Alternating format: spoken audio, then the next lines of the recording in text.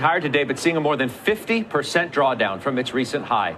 Several negative notes this week about that stock, not from our next guest, though, who has defended it and more than once. Dan Ives is Wedbush Securities Head of Technology Research. He's here with us at Post 9. Thank you for coming on great today. To be here. I appreciate you being here because I think it's interesting that you have defended this name not once, but twice in the last handful of days. There's a reason why this man is defending this name, defending this brand. When we talk about Elon Musk, he's been getting the short end of the stick, without a doubt. And before we even start, I've got a biased opinion because I do own a Tesla along with some other cars as well. But Tesla by far is probably my daily driver, and it's for good reason. Listen, when we talk about Elon Musk and betting against the man, listen, before EVs were popular, he made it popular. Before rockets were popular, he brought them back to Earth. Before the Boring Company was popular, he started mining Earth. Before Neuralink was even popular or even an idea, he was first to the show. Now, when we start talking about these cyber cabs, nobody else is doing this. And if they are, Waymo, crap. Elon is going to perfect this because he has way more mileage input into his data centers than anything else. So there's a reason why people are betting on this man. And we're talking people with a lot of money that are still placing their bets on Elon. So bet against him if you like. On March 6th last week, you called it a table pounder.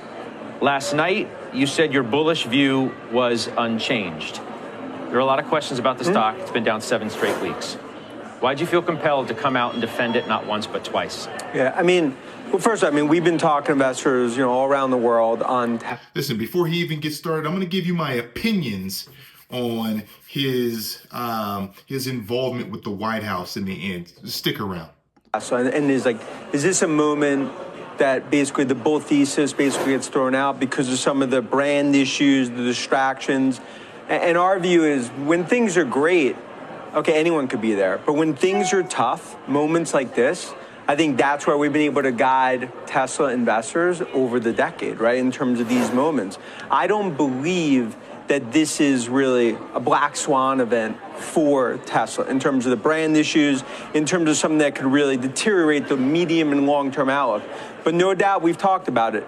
It's a moment of truth for Musk. No one, including ourselves, expected he'd be this involved in Doge, this involved in Trump administration, and it's really cascaded, and I think this is a pivotal moment for him. Explain to me how you go from your bullish view unchanged, those are your words, last night, to this morning where you put out a note ahead of our appearance where you call it a moment of truth. What happened from last night to this morning where you didn't have that perspective until this morning? How does this happen? I think from our perspective, it's more hearing Musk, hearing from investors around the world, and it's basically us saying the medium long-term case for Tesla, I continue to view $2 trillion. I believe when it comes to physical AI, autonomous robotics, they're actually the best position company in the world. But with that said, to hear Musk continue to talk, and again on social media as well, it's really us trying to explain, look, this is the time, very similar as we saw during Twitter, very similar as we saw even called a year and a half ago. This is the time to lead. It's a time to be CEO because I think patience is wearing thin among investors, and it was really to communicate those thoughts, and I think a pivotal time for the stock. The reason why the stock is down seems to be a confluence of events. Obviously, his presence within the administration, as close as he has become, he's become a much more polarizing figure politically. But the facts are the facts. And the facts are that sales are not good. And they haven't been good. Are you taking that into consideration? Sales in China down for the past 5 consecutive months, right? Down 49% in February, the lowest monthly figure since July of 2022.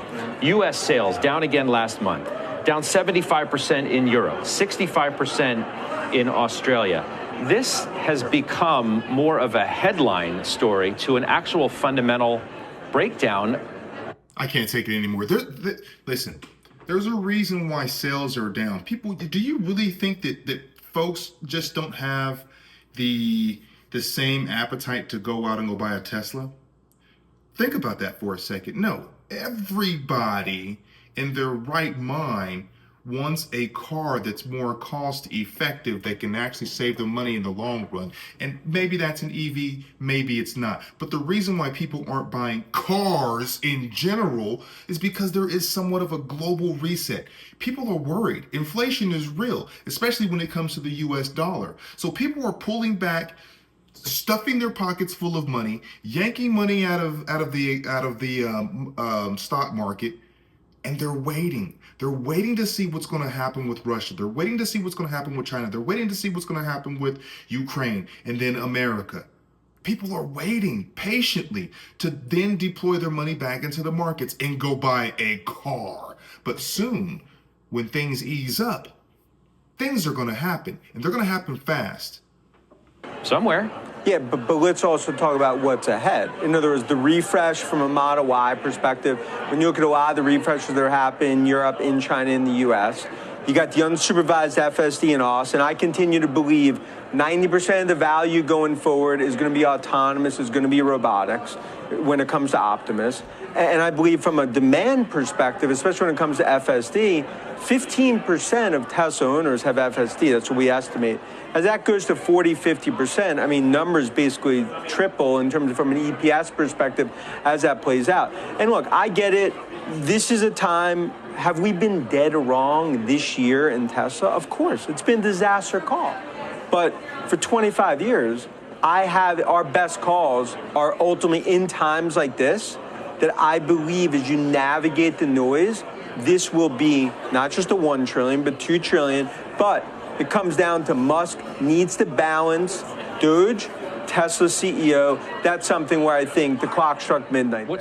Listen, so we need our CEO back. And trust me, everybody, he is not going to stick around with Doge forever. The work will be complete, and this man will be gung-ho because of what's going on now. He's a personality that when the times are against him, you can't push a dog up against the wall for too long. That's just my take. As always, leave some healthy comments below because the comments have been going crazy. Subscribe, like, leave comments, out.